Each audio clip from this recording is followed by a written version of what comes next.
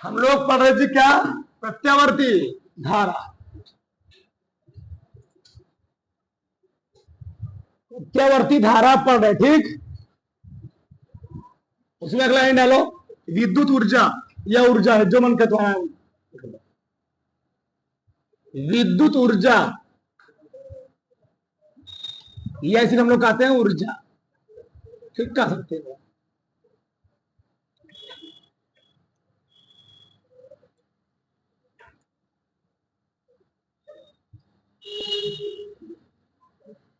ठीक, बताओ विद्युत ऊर्जा किसे कहते हैं? किसी मशीन या युक्ति द्वारा कार्य करने की क्षमता हम लोग कहते क्या जी? ऊर्जा। लिखो, किसी मशीन या युक्ति द्वारा, किसी मशीन या युक्ति द्वारा कार्य करने की क्षमता को ऊर्जा कहते हैं, ठीक। इसे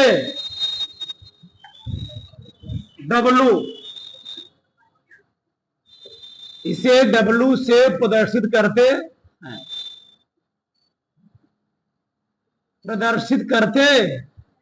हैं।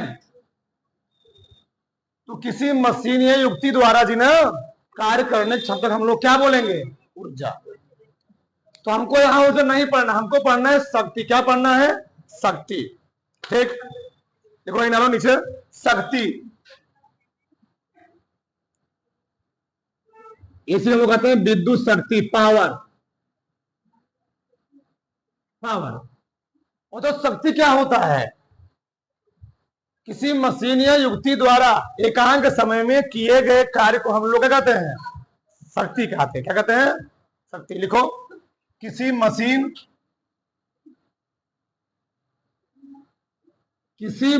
या युक्ति द्वारा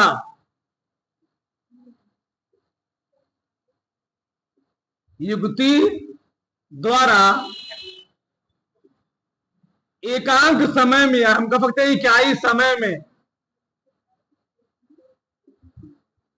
इकाई समय में किए गए कार्य को क्या कहते हैं जी? शक्ति कहते हैं। लेकिन हम लोग यहां पढ़ क्या रहे हैं? प्रत्यावर्ती धारा। तो प्रत्यावर्ती धारा के रूप में लिखेंगे तो क्या लिखें बताओ? अथवा का दूसरा लिख लो, अथवा किसी प्रत्यावर्ती धारा परिपथ में, किसी प्रत्यावर्ती धारा परिपथ में विभवांतर और धारा के गुणनफल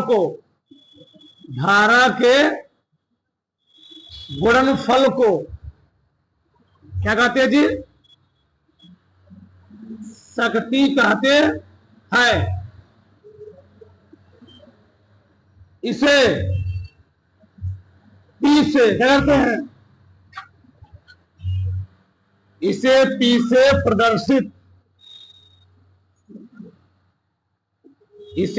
से प्रदर्शित करते हैं। 2 मिनट रुके हो जाए। देखो,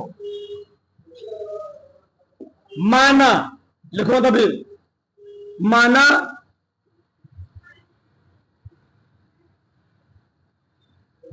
किसी मशीन या युक्ति द्वारा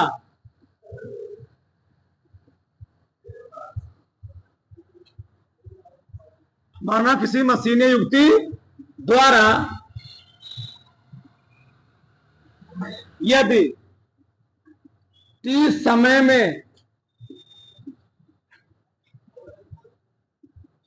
किया गया कार्य W हो तो बताओ शक्ति बराबर क्या लिखोगे जी? कार्य बटे समय, यानी शक्ति P बराबर क्या लिखो? W अपान T। तो मैं इसको इधर लिखता हूं, सही रहेगा। तो शक्ति बराबर क्या लगा जी? कार्य बटे समय, यानी P बराबर हो गया W अपान T। तो W और क्या हो जाएगा? P गुणे T। इसको मानो समीकरण नंबर 1। अब इसको मत मानो, छोड़ दो, ठीक? ये तुम लोग जानते होगे। ये बताओ, मान ही लो शक्ति बराबर, हमें सूत्र लिखा हुआ है यहां पर, परिभाषा। शक्ति क्या होता है? विभव और धारा क्या होता है? गुणन टू आई। ये बताओ, तुम लोग पढ़े हो ओम का नियम। ओम के नियमानुसार, ओम के नियमानुसार क्या पढ़े हो? बी बराबर आई इंटू आर, यानी बी के स्थान क्या लिखते हैं? आई आर गुणे आई। तो क्या हो जाएगा? आई स्क्वायर। इसको मान लो समीकरण नंबर 2, इसको मान लो समीकरण नंबर 3। एक, अगर हम b बराबर आई लिख सकते हैं, क्या आई के स्थान पे b अपान आर नहीं लिख सकते हैं? लिख सकते हैं, ठीक। यदि b बराबर आई इंटू आर है, तो क्या हम आई के स्थान पे b बटे आर नहीं लिख सकते जी? लिख सकते हैं, कोई दिक्कत नहीं है। बताओ, तो क्या देगा? p बराबर आई के स्थान क्या लिखूं? b बटे आर ना, तो b बटे आर का स्क्वायर गुणे इसके स्थान क्या हो गया? आर। तो ऑलरेडी क्या आ गया? p बराबर बी स्क्वायर बटे आर स्क्वायर गुणे आर। आर सार क्या हो गया? कट गया। तो बी स्क्वायर बटे क्या गया? ये भी है शक्ति का सूत्र। हमको जो दिया रहेगा, विभव दिया है, प्रतिरोध दिया है तो ये लगा देंगे, धारा दिया है, प्रतिरोध दिया है तो ये लगा देंगे, विभव दिया है, धारा दिया है तो ये लगा देंगे। जो हमको प्रश्न में दिया रहेगा क्या करेंगे? उसको अप्लाई करके हल कर लेंगे। बताओ, समीकरण 2, 3, 4 से क्या निष्कर्ष निकला? क्या मिल रहा है?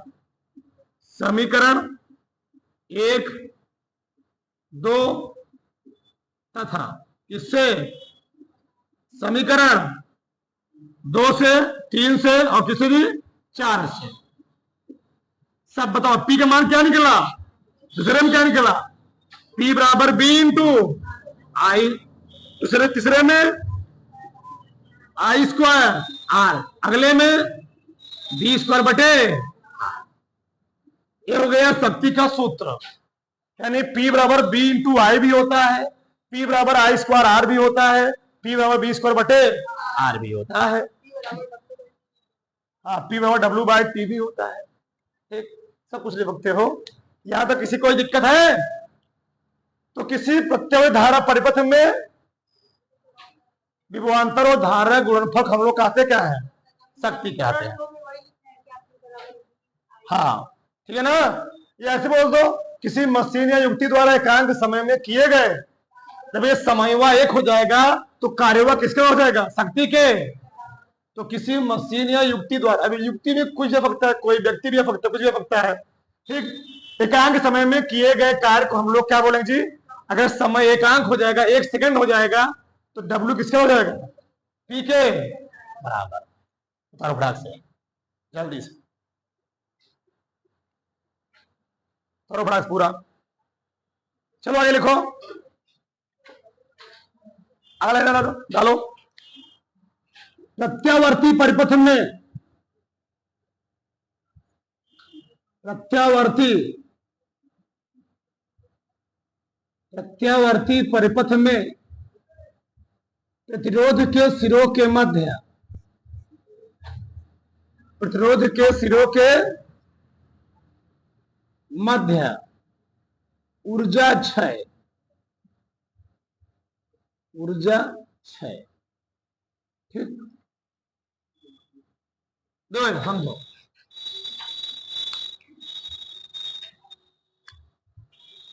सबका ध्यान इधर। यह है प्रत्यावर्ती धारा। ठीक,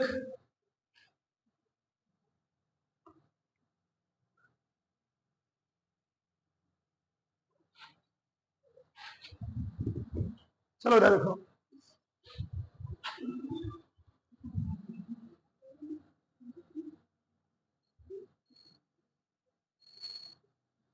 जी इधर देखो, यहां होता है 0, यहां होता है T/2, यहां होता है T, यहां होता है T/4, यहां 3T/। इधर धारा वाला कुछ दिखा सकते हो? कुछ भी दिखाओ, ये टाइम हो गया। सही ना?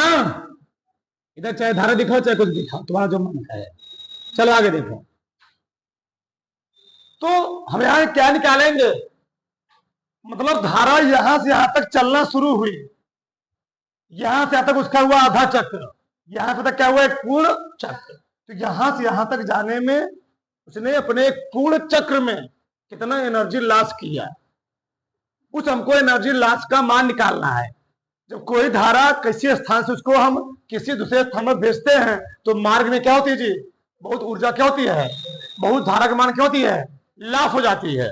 हमने बोला था जहां पर करंट बनाया जाता है, जहां बिजली पैदा की जाती है, जहां बनाई जाती है, वहां अगर हम लोग मानो बनाए 33 केवी बनाए, 33,000 वोल्टेज बनाए और 33,000 वोल्टेज इस तार में सप्लाई की जाएगा, तो आते आते 33 केवी नहीं बचेगा। क्यों जाएगा? उसका हरासमेंट हो जाएगा। ठीक, बहुत सारी धाराएं क्यों जाएंगी वहां से? हरासमेंट खत्म हो जाएंगे। इसलिए हम लोग बनाते तो 33 केवी है, लेकिन उसको हम लोग चेंज किसमें कर देते हैं? ट्रांसफार्मर माध्यम से। Step up step down transformer होता है, तो वहां से बड़ा सा स्टेप अप ट्रांसफार्मर होता है। उस 33 केवी को 64 केवी या एक 128 केवी में क्या कर दिया है?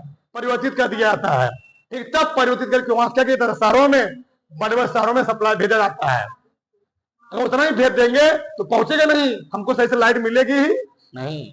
तो यहां से यहां तक जाने में, एक पूर्ण तक चक्र लगाने में उसने अपने मार्ग में कितना एनर्जी का लॉस किया, हमको कैलकुलेट करना है। कब?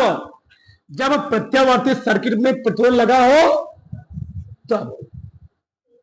ऐसे अब प्रत्यावर्ती है तो करंट का दिशा दिखाओगे नहीं, वैसे भी दिखा दिए। ये क्या हो गई? ये विक्षेपक लगा दिया, यहां करंट फ्लो हो रहा है। ये क्या है? बताएगा क्या है? प्रत्यावर्ती धारा है। तो निकाले अब। ठीक, चलो निकालते हैं।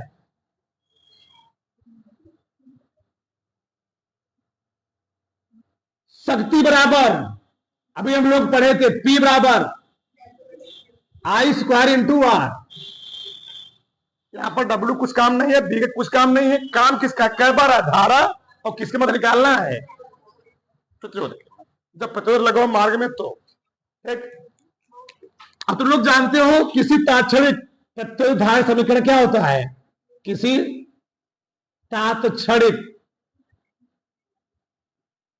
तात्क्षणिक प्रत्यावर्ती धारा का समीकरण एक बार नहीं कई बार पढ़ चुके हो। I बराबर क्या होता है? I0 साइन स्क्वायर, नहीं साइन ओमेगा टी। रखो यहां पर, इसको I² ही लिखो, कोई लिखा नहीं। सही है ना? तो I के स्थान क्या रखोगे? I0 साइन ओमेगा टी पूरे का इंटू, तो क्या हो गया? I0 square sine square omega T into R. सही है? तो इसको मैं लिख सकता हूं, बोलना चाहना है I² इंटू आर आ गया साइन स्क्वायर ओमेगा टी। हमको कहां से कहां तक एनर्जी क्षय निकालना है, ऊर्जा क्षय 0 से t तक, यानी एक पूर्ण चक्र के लिए। क्या लिखो, एक परिपथ में एक पूर्ण चक्र के लिए, परिपथ में एक पूर्ण चक्र, एक पूर्ण चक्र यानी 0 से कहां तक के लिए ऊर्जा क्षय। और जब भी एक पूर्ण चक्र का नाम ले लिए, जान लो वहां पर क्या गया, औसत क्या गया जी, तो क्या निकालेंगे, औसत यानी पी एवरेज। ये तो कांस्टेंट है, एक बार लिख लो, आई नॉट स्क्वायर इंटू आर क्या साइन स्क्वायर ओमेगा टी। निकालने एवरेज, औसत। औसत जानते हो तुम क्या होता है, पदों का योग बटे कुल पदों के योग बटे कुल पदों की, कुल पदों का, ये हम कई बार यूज कर चुके हैं, कुल पदों के योग बटे कुल पदों की, कुल पदों की संख्या, सही है ना। और जब भी हमको योग निकालना होता है तो हम क्या करते हैं, तो सिग्मा लिखते हैं, तो क्या करते हैं उसका इंटीग्रेशन करते हैं, क्या करते हैं जी, तो हमको निकालना कहां से खत्म आता है, 0 से, तो लोअर लिमिट हुआ 0, अपर लिमिट कुल पदों के योग हो गया है, कुल पदों का बटे कुल पदों की संख्या 0 प्लस टी। जो अचर पद कहां चले आएंगे, बाहर, तो I naught square into R, T भी बाहर है ना, टी भी बाहर आ गया, बचा अंदर क्या, 0 से T sign square omega T, फिर डी, ये आ गया पी। यहां तक किसी कोई डाउट बताओ, इसको समीकरण नंबर, अगर इसका मान निकल जाए, इसका मान निकाल के करेंगे, इसी में रख देंगे तो पी ए भी का मान निकल आएगा। तो एक पूर्ण चक्र में कितना धारा क्षय होगा, ऊर्जा क्षय होगा, क्या होगा, निकल आएगा। चलो पहले इसका मान निकालते हैं, 0 से T sign square omega T into D T.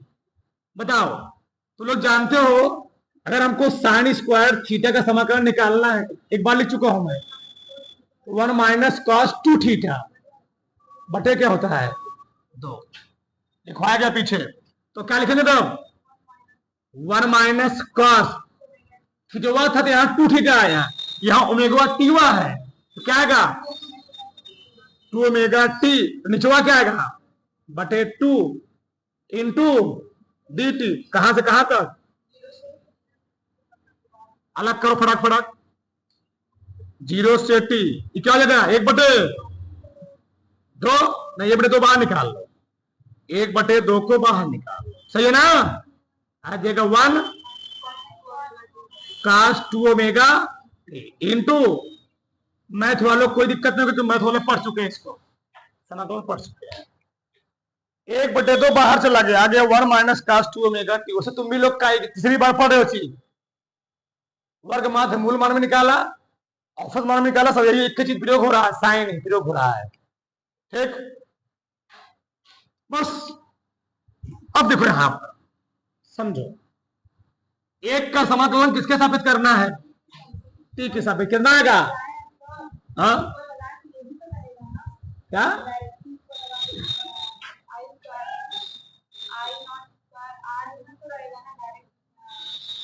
इसका मान निकाल रहे हैं भैया हम ना, हम केवल इसका मान निकाल रहे हैं अभी,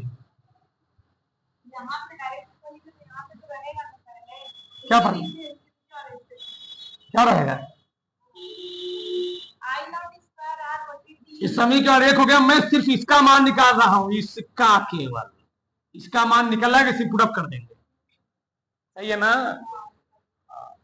चलो 1 का समाकलन टी के सापेक्ष क्या होगा, टी माइनस, इसका समाकलन 12 लिखवाया गया ना, cos 2 थीटा, cos थीटा समाकलन क्या होता है,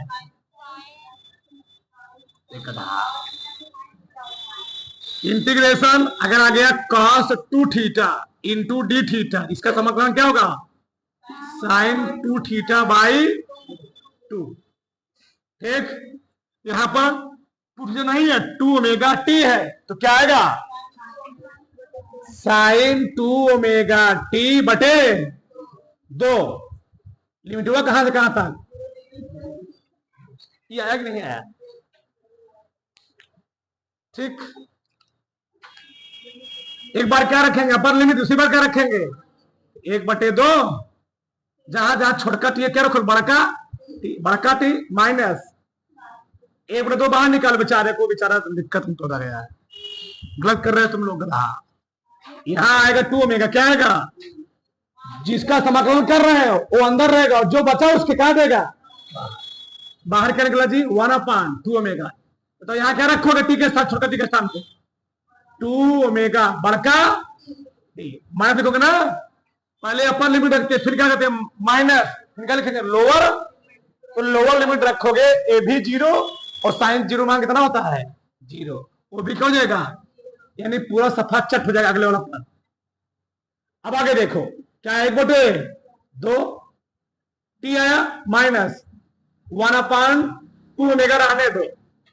अब यहां देखो साइन 2 गुणे ओमेगा मान कई बार लिख चुको ना, क्या होता है ओमेगा मान जी 2 पाई अपान टी, गुणे क्या है टी, टी क्या हो गया 1/2 टी माइनस 1/2 ओमेगा,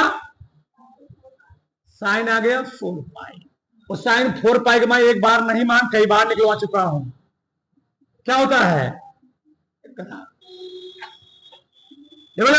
साइन 4 पाई, साइन 4 पाई कहने मतलब वो साइन पाई यानी साइन 90 प्लस 90, कॉस 90 का मान 0, कितना आ गया जी 0, ये पूरा क्या हो गया 0, आ गया 1/2 गुणे टी, टी बाई किसका मान निकला अभी sign square omega T into D T मान कितना आ गया 1/टी, यही मान कहा रखो समीकरण 1 से, किससे समीकरण 1 से, समीकरण तो क्या निकलेगा निष्कर्ष, क्या निकला पी ए बराबर आई नॉट स्क्वायर आर बटे टी, इसका मान कितना आ गया टी बाई, एकदम आसान तरीके से सिद्ध किया हूं, किताब में बहुत लंबे में इसको सिद्ध किया गया है, बहुत लंबे में, ठीक टी क्या हो गया जी कट गया, क्या बता